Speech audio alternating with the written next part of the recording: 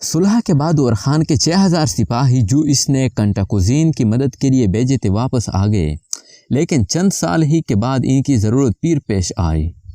Stephen deviation شاہ نے سرویا نے سنولیکیا پر حملہ کیا اور یقین تھا کہ اس سے فتح کرنے کے بعد وہ قسطنطنیہ کی طرف بڑھے گا۔ اس نازک موضوع پر کنٹاکوزین اور جان پلولیگس دونوں نے اور خان سے مدد کی درخواست کی۔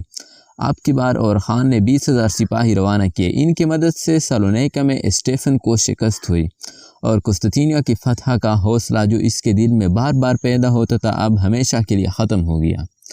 جنگ کے خاتمہ پر عثمانی سپاہی پھر واپس بلا لیے گئے، مگر 4 سال کے بعد اور خان کو اپنی فوجیں بنانے بسفورس کے مغربی ساحل پر بھیجنے کا ایک اور موقع ہاتھ آیا، جو یورپ میں عثمانیوں کے قدم جمنے کا سبب ثابت ہوا۔ کنٹاکوزین تاج و تخت میں جان پلویگلس اور ملکہ انسا کی شرکت کو زیادہ دنوں تک گوارا نہ کر سکا اور اس نے حکومت کے تمام اختیارات اپنے ہاتھ میں لے لینے چاہے۔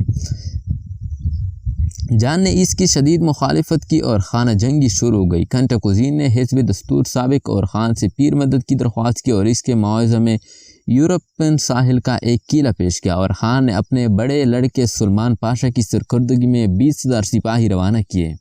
ان کی مدد سے کنٹاکوزین نے جان پلویگلس کو شکست دے کر قسطنطنیہ کے تخت پر قبضہ کر لیا۔ سلمان پاشا نے حزب معاہدہ قلعہ زیم پر قبضہ کر کے اس میں عثمانی دستے متعین کر دیے۔ اس کے چند ہی دنوں بعد تیرس میں زلزلہ آیا جس سے بہتری شہروں کی شہر پناگاہیں منہدم ہو گئی۔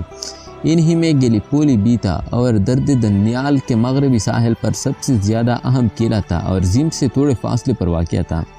سلمان پاشا نے اس سے تائیدی غیبی خیال کیا اور گیلیپولی پر فوراً قبضہ کر لیا۔ قلعہ کے یونانی دستوں نے یہ سمجھا کہ خدا کی مرضی یوں ہی تھی، نیز وہ ترکوں کے دفعہ پہنچ جانے سے اس قدر سرسیمہ ہوئے کہ کوئی مزاحمت نہ کر سکے۔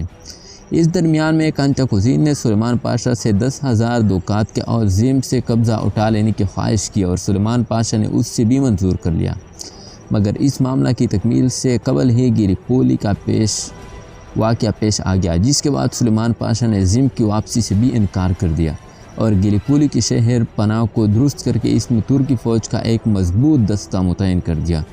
اس کے بعد اس نے تیرس کے چند اور مقامات بھی فتح کر لیے اور بہت سے ترکوں اور عربوں کو لا کر ان کے مقبوضات میں آباد کر دیا۔ گیلیپولی کی فتح سے ترکوں کی تاریخ کا ایک نیا دور شروع ہوتا ہے۔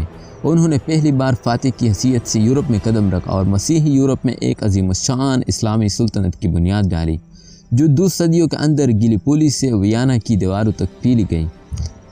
قرون اولا کے مجاہدوں نے دین حق کے پیغام سے مغربی یورپ کو بحر اندوز کیا تھا اور اپنے علوم کی روشنی ان کے ظلمت قدہ میں پہنچائی تھی، لیکن مشرقی یورپ پر نواز طریقی چھائی ہوئی تھی اور اس کی سرزمین ایک مشغل ہدایت کی منتظر تھی۔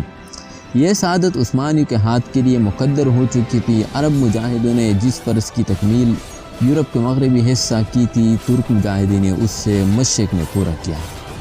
دوستو، اگر آپ کو یہ معلوماتی ویڈیو اچھی لگی تو برائے مہربانی ویڈیو کو لائک کر کے اپنے دوستوں کے ساتھ شیئر کریں، اور حزب روایت درخواست کیا جاتا ہے کہ چینل پر نئے آنے والے ساتھیوں سے درخواست ہے کہ چینل کو سبسکرائب کر کے ساتھ میں دیے گھنٹی کے نشان کو بھی دبائیں تاکہ آپ کو ہر ویڈیو کی نوٹیفیکیشن وقت پر ہی مل سکے۔